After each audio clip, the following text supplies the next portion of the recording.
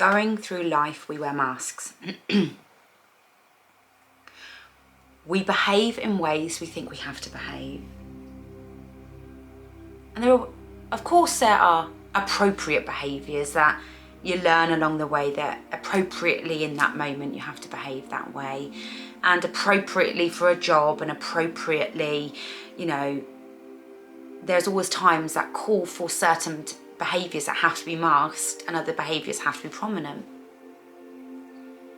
But what's occurring is, generationally, what's been passed down is masking. Children being raised to be who their parents want them to be.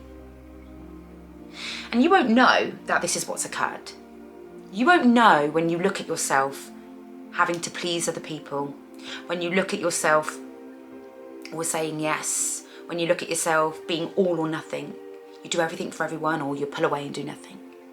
When you look at yourself shaming yourself because there's behaviours you wish you didn't have, or shaming yourself because there's behaviours you wish you did have. You wish you were more assertive or less assertive. You wish you had the ability to face conflict, or to not be in conflict so much. Masking was one of the, in every video actually, I speak about most poignant and one of the, but there is like 5 areas in my healing that I really had to focus on. Masking was one of them. Attachment wounds and bonding was the other, which I've done a previous video on. Emotional regulation was another. Healing the inner voice, the inner critic, the inner part of me that nagged me all the time, that always went on, that was another. And today, understanding how masking really impacted me. Masking isn't only there for autistic and ADHD children, it's there for humans. You will see it. So many humans wanting to please people, or there's other people who don't believe they're masking when they're angry, they're moody, they're telling people as it is. They think they're being authentic. They think they've learnt to be the most authentic self because suddenly they can now start saying how they feel. Suddenly they've got no problem with arguing with anyone. Suddenly they've got no problem with saying no to people. The truth is, you've just swapped your mask. You realise that the people-pleasing mask, the mask of saying yes, the mask of staying quiet, the mask of fitting in, become too uncomfortable. And because nobody has ever taught you to be more authentic, or how to balance your emotions and feelings and validate them, you just swapped your mask. You put on the mask of aggression, or the mask of, well, not aggression, but you believe assertiveness. I'm now assertive. I now know what I do and don't want. But that equally can be like a wall with no flexibility. That assertiveness is seeing you become dominating. It's seeing you probably say things in a way that is hurting people. And you will label that, well, that's just how it is. That's who I am and that's how I need to do it. But it's not. Learning how to say things is important. Not learning to censor what you think and feel, but learning to own it. I started to work on taking my mask off. It was really uncomfortable. I had to learn the balance of everything. I had to learn my quirky ways. I also had to learn who I wasn't. I was a really shy child. And I developed a persona, a character, a mask of being outwardly loud and bubbly and just really in your face. And over time I didn't resonate with that. But I also didn't resonate when I was calm all the time. I didn't resonate when I was quiet all the time. And it made me realise that being your authentic self means embodying who you are along the way in a healthy way. It doesn't mean that you're any one strong thing. It doesn't mean that you're one person, that your behaviours are one way. It means you embody all. It's the embodiment. The embodiment of your quirky behaviour when you feel that it's there, when you feel comfortable. The embodiment of your quietness when you want to be quiet. The embodiment of your personality, but knowing that it's something you're embodying. that you're allowing yourself to flow into it. It doesn't feel forced. It doesn't feel like you've got to put on an act. It just feels natural. I remember trying to heal my loudness to suddenly going really quiet and unassuming. And that always didn't feel right. And then I realised I'm a bit of everything. I'm loud and bubbly when I feel it, and I'm quiet in other aspects. Excuse me. Every time I work with energy, every time I talk, every time I do these videos, I always feel like energy is balling up in my throat, because I never used to talk about this stuff. And healing is censored in so many ways. And it's almost like my body wants to reject that authentic part of me, because we're not made to believe that authenticity is important. We're not even taught this. And it starts at the age of 5. At the age of 5, children fight for a sense of autonomy. Children choose what ice cream they do and don't like. Children want more time and space alone. Children want to go out to play. Children have personality traits that are starting to come out. And at the age of 5 is when a parent, unknowingly, because we're not taught this stuff, a parent imposes their ideas. So the parent's like, no, you will eat this and you will have this. No, you will be good and you will do as you're told. No, you will, and we have to, as parents, we have to have rules, and we have to create safety for the child, and we have to know when to implement our belief systems on them.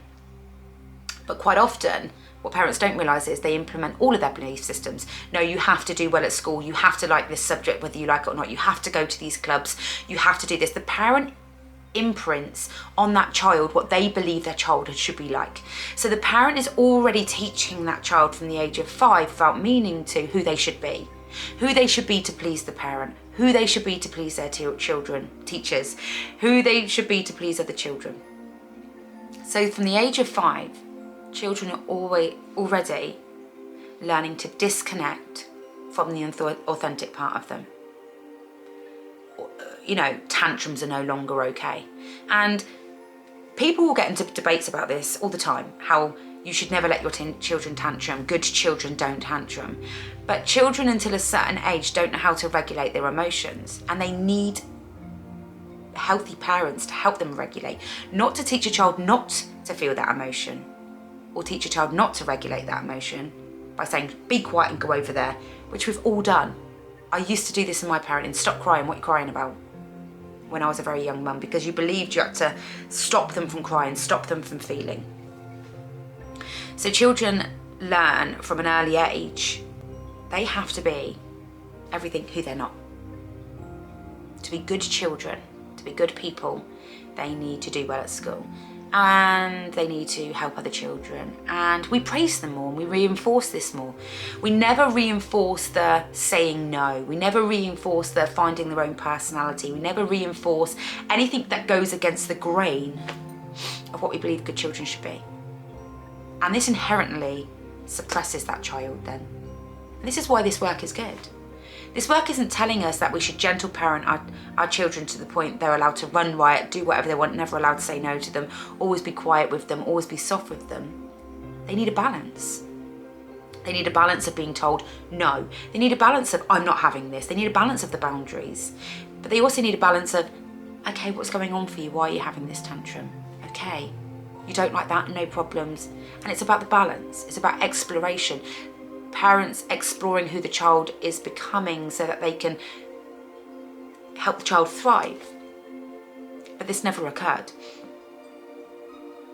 or didn't occur in many families. So that's when masking has come in. And that's why most people don't know who they are, because from a very, very young age, they've never been able to explore. I'm so sorry, the energy that gathers in me. They've never been able to explore who they are. And lots of cultures still ingrain it in their young adults who they should be. And that's going to be a lot harder for people in those cultures to go against the grain of expectations. And in a way, I'm probably speaking from a more privileged white background, because we are in a place where we are able to reflect and grow and do this, but you don't get that in all cultures. And I'm aware of that. And I'm not making this sweeping comment as if it's just as easy to just lose your masks and act like generational behaviours and things aren't expected. But this is for everyone, because if you are watching this, then it is time to recognise how generational expectations aren't helping you thrive.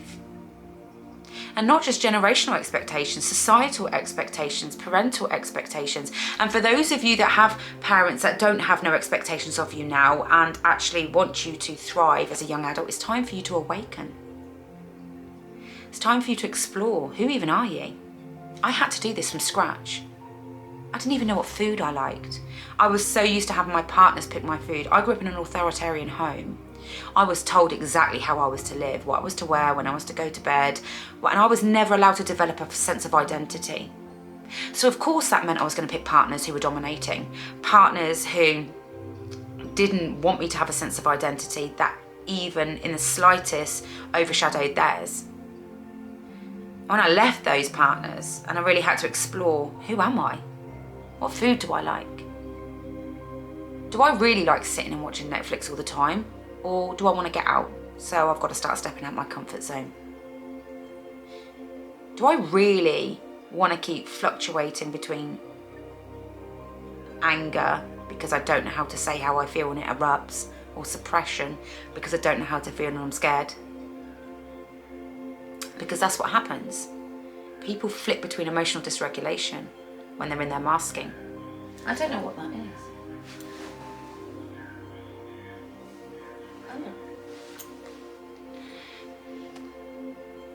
Do we want to flip between being emotionally dysregulated because you've suppressed, and then emotional suppressed, and then emotional dysregulation? And the part of becoming authentic is a part of embodying ourselves at any one moment. And that's every day. Every day you have to wake up and actively choose to be connected to yourself that day. If something's upset you, you have to actively choose to feel it, validate it, and then choose the action towards it. So I feel that I'm pissed off that somebody said something I don't like. Is there any point saying anything? No. So what are you going to do? Well, actually, you say it quite a lot, so I think I'm going to take a step back. Or actually, no, I think I'm going to tell them. Or being authentic is validating all your experiences as they happen. Being authentic is validating that you get things wrong. You're not here to live a perfect life. Being in your mask sees you shaming yourself when you've got something wrong, shaming yourself when you've said something you don't think you should have said, shaming yourself when a behaviour isn't in alignment with who you think you should be. Even the most healthiest of people have outbursts. Even the most healthiest of people, because it's about embodiment, it's about being in balance where you can, to feel what you feel, to live your life as authentic as you can, learning healthier ways of feeling and validating your emotions, and not suppressing them, knowing when they need to not be external and just felt, and when they need to be externally dealt with. Flowing through your life, living in alignment with who you are. Living with connection to your choices. Living connection with the people around you. Are they the right people? Assessing your life regularly. Being authentic isn't easy, but it gets easier. And there'll always be times that you doubt yourself. Should I be my genuine self? Oh my God, it's not acceptable. But you will feel more hurt the less in alignment you are, because nobody feels at peace when they're not being who they genuinely are. And that obviously does mean that sometimes you are going to get angry. But you don't always have to get so aggressive about it. Being angry and then owning it. Getting down and then owning it. It's not always what you do, it's how you deal with it afterwards. And this is the difference. A lot of people get stubborn and they don't know how to deal with things afterwards, so they just rather run around stubborn. But actually, being authentic means we all make mistakes, we all get it wrong, we all don't know what we know until we learn it. So it's how you own it afterwards, how you embody it afterwards. And this is where people get stuck. They get stuck in shame. Shame for the fact that, and then stubbornness. It should be different. They shouldn't have done this. I shouldn't have done this. It doesn't work like that. Being authentic means we embody ourselves as we go along. We are compassionate to our perceived flaws. We understand we have flaws and strengths. We play to those strengths. We're aware of the flaws. We become aware of how we're feeling. And I'll talk about that in another video, how to become aware of how you're feeling. So I hope you can take something from this video about masks and about personas. And I hope it gives you food for thought in questioning. Have you embodied a lot of belief systems that aren't yours? Have you embodied a lot of things from people that you've actually took on as your own? Please do comment underneath and let me know how you feel about this video. Namaste.